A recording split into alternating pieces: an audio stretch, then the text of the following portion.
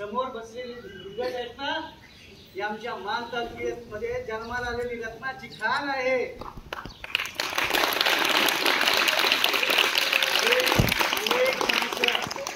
अनेक मुलं या आपल्या मान तालुक्याच्या या मातीमधून ज्यांनी आटके पार झेंडा काय केलेला आहे, रोवलेला आहे. या मान तालुक्याचं नाव महाराष्ट्रातच नव्हे, पूर्ण आपल्या भारतामध्ये आणि भारताच्या बाहेर सुद्धा जाऊन आपल्या देशाचं नाव उंचावण्याचं काम केलेलं आहे. अशी रत्न या मान तालुक्यामध्ये जन्माला आलेली आहेत. चांगलं काम करण्यासाठी अनेक प्रकारची संकट, त्या संकटाला सामोरं जावं लागतं. अनेक प्रकारची वादळं झेलावी लागतात. त्यावेळेला कुठेतरी काहीतरी हातामध्ये यश मिळत असतं, हातामध्ये काहीतरी प्राप्त होत असतं. आणि जर आपण एखादी येणाऱ्या संकटाला जर घाबरलो, येणाऱ्या जीवनामध्ये असे अनेक वादळ येत असतात आणि या वादळाला जर घाबरून आपण पाठीमागे सरकण्याचा जर प्रयत्न केला तर हाताला काहीच लागणार नाही. मला तर असं वाटतं की या ठिकाणी खरोखर दुष्काळी मान तालुका म्हणून सगळ्या महाराष्ट्रामध्ये प्रसिद्ध आहे. पण मला एक वेळा असं माझ्या मनात स्वतःच म्हणतो मी, मला असं कधी कधी वाटतं की मान तालुक्यामध्ये दुष्काळ पडतो म्हणून तर काही रत्नाची खाण जन्माला आली कोणाच ठाऊक असं वाटतं. कारण ऊस जर असतं आपल्या मान तालुक्यामध्ये, पाणी भरपूर प्रमाणात असतं, तर किंबहुना काही मुलं तिथपर्यंत जाऊन पोहोचली असते असं मला तर काय वाटत नाही. सांगण्याचा माझा एकच उद्देश आहे की लक्षात घ्या, जिथं बघा क्षेत्र अशा प्रकारे, इथं भरपूर पाणी आहे, इथं भरपूर बागायत क्षेत्र आहे, त्या ठिकाणची परिस्थिती बघा. कारण आम्हाला माहिती आहे उन्हाचे चटके काय असतात. शेतात काम करायला गेल्यानंतर या ठिकाणी चारा एकच वेळी दिसतो कधी कधी. तो चारा भिजवत असताना घामाच्या धारा कशा सुटतात ते शेतकऱ्याला माहित आहे. लक्षात घ्या, गावात कष्ट करणाऱ्या शेत मजुरांना माहित आहे, गरिबांना माहित आहे, शेत मजुरांना माहित आहे. आणि त्यामुळे या ठिकाणी लहानपणापासूनच आमच्या मुलांना, या मान तालुक्यातील लेकरांना बाळकडू पाजलं गेलेलं आई वडिलांच्या कडून, आपल्या गुरूंच्या कडून त्यांना या ठिकाणी ही बाळकडू पाजलं गेलेलं आहे. रे तुला शिकावं लागेल, तुला शिकावं लागेल. माता भगिनींना या ठिकाणी डोईवरती हंडा घेऊन 4-4 किलोमीटर वरती या ठिकाणी जावं लागतं. अशा प्रकारची परिस्थिती आपल्या तालुक्यामध्ये आहे.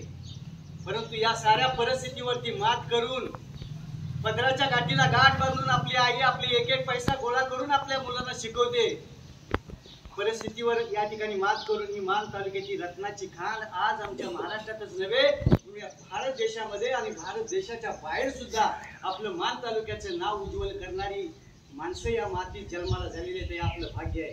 आणि त्यातीलच ही मंडळी आहे. लक्षात ठेवा, परिस्थितीवर मात करून, परिस्थितीवर निश्चितपणे मला असं वाटतं परिस्थितीवर मात करून ही मंडळी सगळी पोहोचलेली आहे, तिथपर्यंत जाऊन पोहोचलेली आहे. मी प्रथमतः उल्लेख करतो सुनील वाघमारे साहेब, सिनियर PI नवी मुंबई, या ठिकाणी ते कार्यरत आहेत. याचबरोबर विठ्ठल चौगुले साहेब बघा, wireless operator, national volleyball player आहेत ते.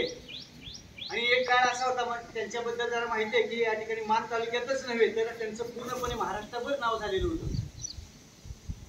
व्हॉलीबॉलच्या क्षेत्रामध्ये उत्तुंग अशी भरारी घेणारे एक व्यक्तिमत्व म्हणून त्यांच्याबद्दल मला माहिती आहे.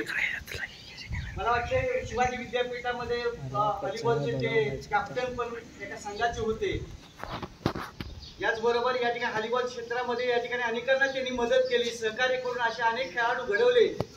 अनेक त्यांचे विद्यार्थीच म्हणूया, कारण गुरु मार्गदर्शन करतात म्हटल्यानंतर ते त्यांचे विद्यार्थी अनेक मान तालुक्यामध्ये या क्षेत्रामध्ये पोलीस आहेत, काही PS आहेत, अनेक क्षेत्रामध्ये काम करणारी माणसं त्यांच्या मार्गदर्शनाखाली झालेले आहेत. ते स्वतः सुद्धा त्या क्षेत्रामध्ये अतिशय उत्कृष्ट दर्जेदार असं त्यांनी काम केलेलं आहे. आणि व्हॉलीबॉलच्या क्षेत्रामध्ये पूर्ण महाराष्ट्रामध्ये, देशभरामध्ये त्यांनी आपल्या मानचं नाव निश्चितपणे उज्ज्वल केलेलं असे व्यक्तिमत्व आपल्या समोर आहे.